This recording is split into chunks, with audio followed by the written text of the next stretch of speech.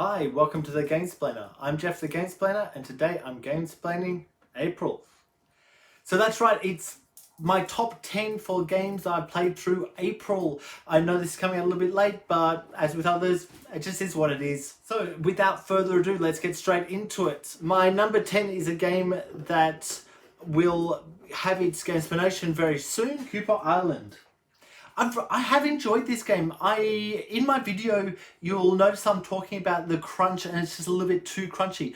I have still enjoyed it. I have found it very difficult to get to the table because of the explanation on it. It's really heavy and kind of getting through that. And this is why I do the videos for the game explanations, so that you won't have the bigger challenge of getting them to the table as nowhere near as big as the challenge that I've had. But once it's on the table and playing, it's nice and intricate and really gets you thinking about the various things that could go on with that. So my number 10 is Cooper Island. Let's keep moving. My number 9 is Alhambra. Now Alhambra is one of those games that I've had for a really long time. It feels like it's one of the first 10 or so games that I actually ever bought. My gaming started with watching the Will Wheaton tabletop show and kind of just grabbing the games that looked like fun out of the stuff that he had. So a lot of the games of my early experience are games that came from that.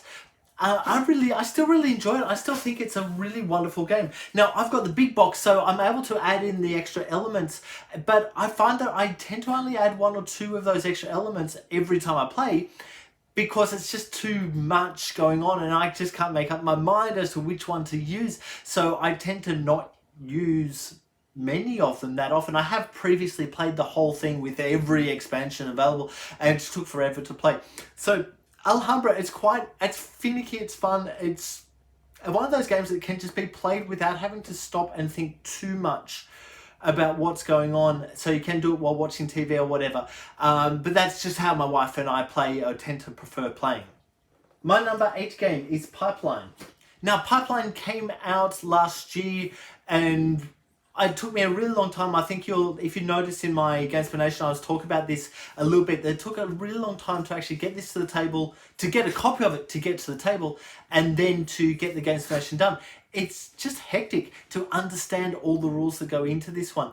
But I've really enjoyed playing it. I've enjoyed the push and pull of, oh, I need to do this, but I don't quite have enough time to do everything I need to do. And so having to actually mathematically work out, this is how many turns I have left in order to get to the position I need to get to. What do I need to do to be able to enable that to happen?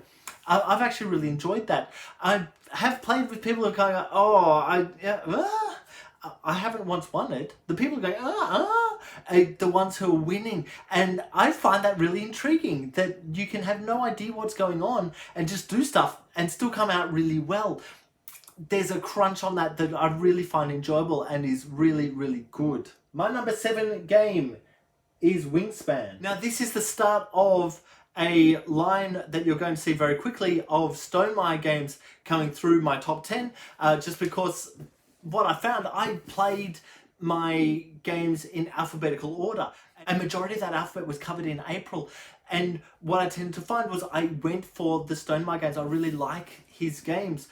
Wingspan is a really, really solid game. I found that I have unfortunately played it so much that it's becoming a little bit, I know what's going on, but there's still stuff to think about each time I play it, and I still really enjoy playing it. And I think out of the Stonemaier games, this one's probably had the most play on my table out of all of them. Sticking with that Stonemaier theme, my number 6 game is Tapestry. Tapestry, when it came out, was very much I like it, but I don't like it, I don't. And I've come to really appreciate this. I think it's been on my list of games I've really enjoyed playing quite often, far more than a lot of other reviewers have put on their list. The Tapestry, it's really wonderful. You are in essence just picking 1 of 4 things to do and spending resources to do them, but within that you can select things that are going to give you extra ability, a chance to stay in the game. And the reality of this game is whoever stays in it the longest is probably going to win. Not always, but probably. And I really like that. In fact, the way that I play is because of someone just wiping the table with us.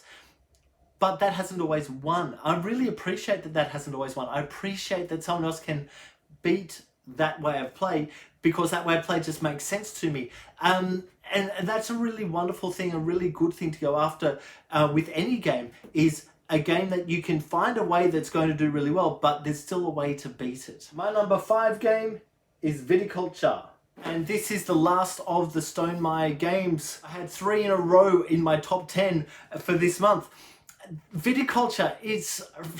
I'm playing the Essential Edition. In fact, I play with the Tuscany expansion always. I find that game just works. Without the Tuscany, it's kind of... it lacks a little bit. In fact, I don't know if I've even gone back to the original Viticulture to play it without that Tuscany expansion. Of course, the Tuscany expansion just seems to work for me. It works really nicely and has enough push and pull that it makes sense to be part of the game. I really like this game. I really like the whole idea of I can keep going within this 1 month or this one summer quarter of the year. Anyone else who's finished that can just sit there and wait for me. The order of play is according to a thing on the board. It's not according to where you're sitting. These little elements, while they seem really insignificant, they are huge. Because how many games do we play where if we're sitting next to someone who is a really hard player, it's really hard to do anything. In fact, I make a point of not sitting on the left of the person I know is the hardest player at the table, simply so I've got a chance at doing something.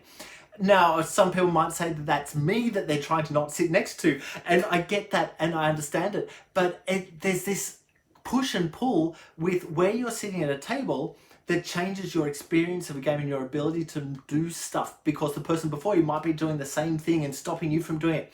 With this game, because the order of play changes every round, it doesn't matter where you're sitting. What matters is when you finish to be able to set your order for next time. There's a lot going on with this one, and I've lost this game a couple of times to someone who has just managed to get the right cards in the hand rather than someone who's going after the planting of the vineyard. All those things, it's a really crunchy game. I really appreciate that. My number 4 game is Masters of the Renaissance, Lorenzo Il Magnifico, the card game. There'll be a Gamesplainer of this one coming out very soon. I really liked it. I just sitting and just the play of it, the way it plays is really comfortable and understandable to manipulate the table. I've just really enjoyed it. I'm sitting and you have the choice of which line of marbles you're going to take, and their color tells you which resource you're getting in. You can only have so many resources before you have to start ditching some off, and when you ditch off, the other person gets a point. There's a lot of stuff going on with this for you to think about. The religion tract and keeping up to where the other players are to be able to make sure that they don't cause a scoring when you're not in the right spot so that you don't get the score. All of this stuff is really important, and there's enough going on to really be thinking and kind of about it. I really appreciate that. And my number 3 game is Lorenzo Il Magnifico. Yes, I think Lorenzo is a better game than the card game, but only moderately. I find them really, really good. Both of them really good games that just have a crunch to them. They have a similar crunch, but a really different crunch. If you watch my videos, which will be coming out in the next few weeks, for those 2 games, you'll see the similarities and the differences between them. I really appreciate that. I really like that. I've enjoyed Lorenzo. It's been played a couple of times this month just to get to the table and get my head around it. But once your head's around it, it's actually really easy to manipulate and to move through the game. And I really appreciate that about games. My number 9 game is Underwater Cities. Underwater Cities is a game that's been on my shelf for about a year and a half maybe, and I really like it. I've really enjoyed it every time it comes to the table.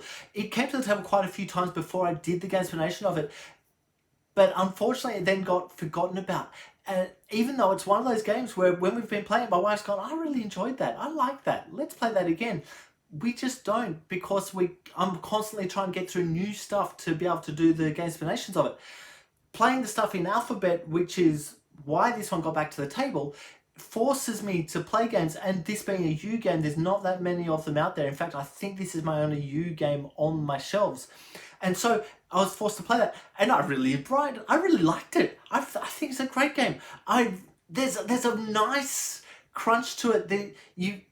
It's action selection, but when you're selecting action, if you have a card that matches the section of the board that you're selecting, you get to do extra stuff. I really appreciate that. I really like that.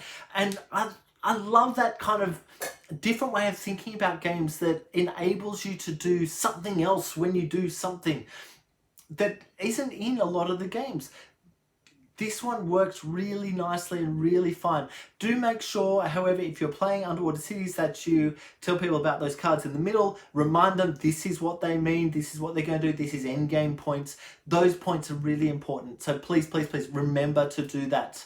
Okay, my number one game for April is the Gallerist. I fear that we are not going to get through a month where any Vita Lasada that gets played doesn't make it up to the top of this list. Or at least within the top 5 or so, depending on what else is played. They're really good games. The Gallerist, I really love the Gallerist. I think it's just such a wonderful push and pull manipulation. You have 4 choices that you have, and within each of those 4 choices, you're choosing one of 2 things to do that element. So in essence, there's 8 items you can do at the board, and has these basic things of executive actions that appear in so many of the Vita Lasada games that you can't always do, but enable you to do some other stuff as well. And you can leave a guy behind, which enables you to do that other stuff again if someone else does that thing. There's a couple little crunchy things that are really cool, and I really appreciate with this game. I really like this one. I think the Gallerist is such a wonderful game. If you haven't played the Gallerist, have a look into it. It's worth your while. That's just fun. I've played it with 4 players, I've played it with 2, a heck of a lot I've played it with 2, but I have played it with 4, and it's had the same crunch going on to it every time I've played it. So look, I'll leave it there. That's my top 10 for April from 2020. If you have any comments or suggestions, please write them below. If you have any games that you would like to be gamesplained, please shoot me an email to thegamesplainer@gmail.com. Follow me on Instagram and Twitter @thegamesplainer to keep up to date with the games I'm playing. Subscribe to my videos to keep up to date with the games that I'm gamesplaining. And until next time, enjoy gaming.